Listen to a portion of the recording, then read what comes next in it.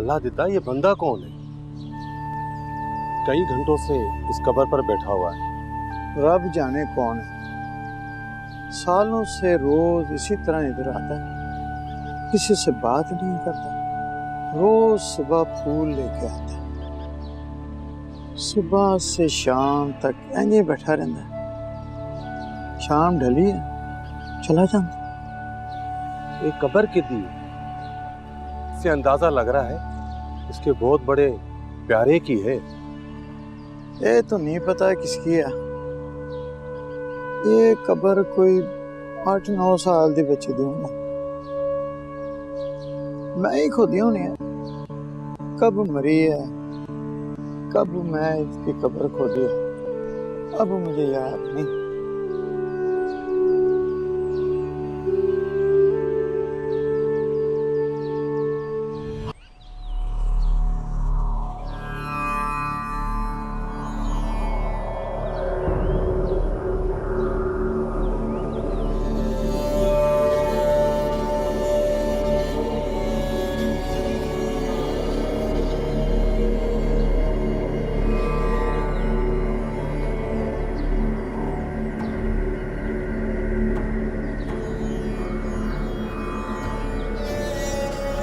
उनसे उलझने की क्या जरूरत थी इजाज?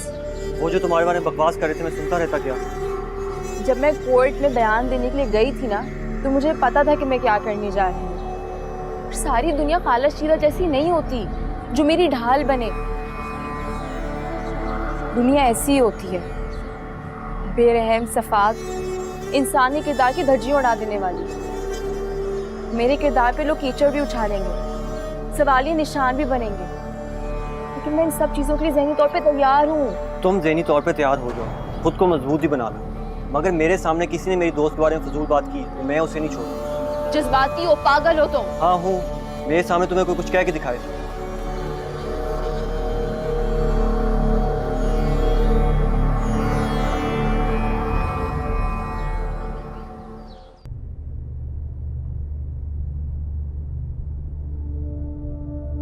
योर ऑनर, मैं साजिदा बीबी को गवाहों के कटहरे में बुलाना चाहता हूँ। योर ऑनर, साजिदा बीबी पहले ही अपना बयान दे चुकी हैं। ज़ेबो के साथ हुई ज्यादती के बारे में बार बार सवालात करके एक माँ को दुखी ना किया जाए प्लीज।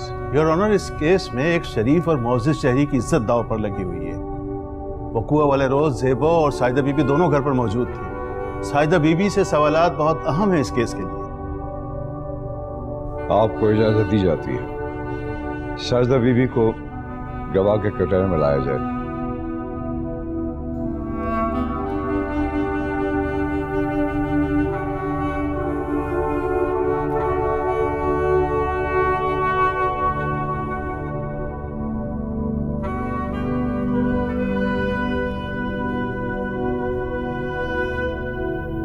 साजिदा बीबी, ये बताइएगा कि वक़ूए वाले रोज आपको एक कमरे में बंद करने के बाद इम्तियाज ज़ेबो को लेकर दूसरे कमरे में चला गया, फिर क्या हुआ था? आप तो दूसरे कमरे में बंद थी, फिर आपको कैसे पता चला कि वो ज़ेबो के साथ ज्यादती कर रहा है? ज़ेबो मुझे मदद के लिए बुला रही थी। इसीलिए इम्तियाज ने जैसे ही आपके कमरे का दरवाजा खोला, आपने आओ देखा ना ताओ उस पर छुरियों से पे दर पे कई वार किए, ये सोचे बगैर कि आप कानून को अपने हाथ में ले रही हैं। वो ज्यादती जो आपने अपनी आंखों से देखी भी नहीं थी, सिर्फ ज़ेबो से सुनी थी, उस पर आपने अपने शौहर की जान लेने की कोशिश की। आपको अपने शौहर पर हमला करते हुए जरा भी रहम नहीं आया? हाँ, मैंने इस पे छुरियों से वार किए थे। मुझे फिर से मौका मिले, मैं फिर से यही करूं। मुझे मौका मिले तो मैं इसे फांसी पे टांग दूं। मेरी बेटी आवाजें दे रही थी और मैं बेबस थी। रो रो के मुझे बुला रही थी, अम्मी जी मुझे बचा लो मुझे, अम्मी जी मुझे शैतान से बचा लो, तुम कहाँ हो अम्मी जी? वो रो रही थी और मैं उस कमरे में बंद किसी की बेटी के साथ कोई वैश्य दरिंदा इस तरह करे तो माँ क्या करे? क्या करना चाहिए उसको? किसी की बेटी की इज्जत उसकी माँ के सामने उसके होते हुए लुट जाए तो वो माँ क्या करे? आप बताएं वकील साहब, आप तो बड़े पढ़े लिखे हैं ना, आप बताएं जज साहब, आपकी भी तो बेटियां होंगी।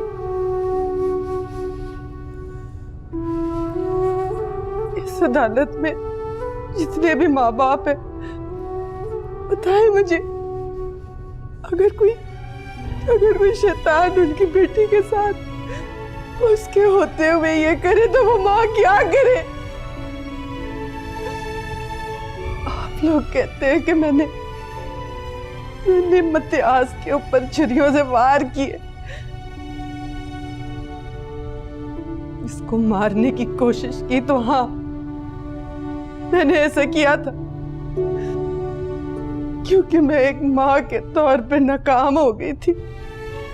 मैंने अपनी बेटी की इज्जत लूटने वाले इस शैतान को मारने की कोशिश की थी। आज तक मेरे कानों में ज़ेबो की आवाज गूंजती। अम्मी जी, मुझे बचा लो मुझे, अम्मी जी, इस शैतान से बचा लो।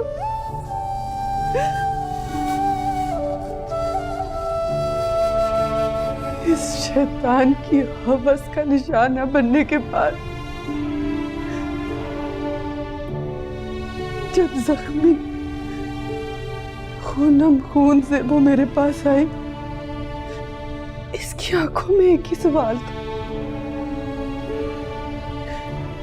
अम्मी जी, तू कैसी माँ है, कैसी बुज़दिल माँ है? तेरी बेटी की इज्जत इस शैतान ने लूट ली तेरे सामने और तू उसे बचा भी नहीं सकी। नहीं बचा सकी।